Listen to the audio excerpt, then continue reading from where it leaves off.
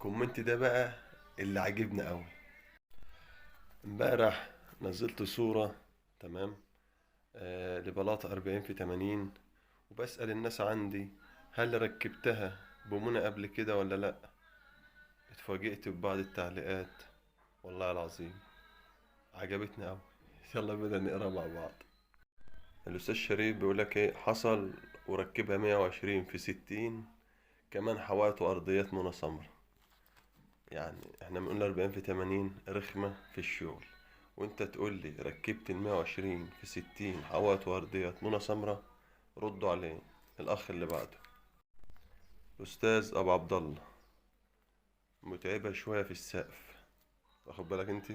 متعبة شوية في السقف، يعني احنا بنشتكي منها في الحيطة، تقوم انت تقول لي متعبة شوية في السقف. الأخ اللي بعده أستاذ محمد كاتب لك ايه بقى؟ أستاذ محمد تعالى معنا، بص بيقول لك ايه. لا ده عشان تركب محتاجة حمار. ردوا انتوا عليه بقى، انا مش هرد.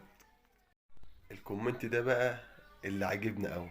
استاذ عاطف بيقول لك ايه، والله من 2013، يعني هو ركبها في 2013 بمنظمة. انت واخد بالك من التاريخ؟ 2013 كنا لسه بنركب الجيشاني، الناس القديمة عارفة يعني ايه الجيشاني. جاي انت تقول لي في 2013 ركبت بلاطة 40 في 80؟ يا شيخ ده ما كانتش لسه البلاطة ال120 في 60 طلعت، ولا ال60 في 60 طلعت، ولا ال50 في 50 طلعت.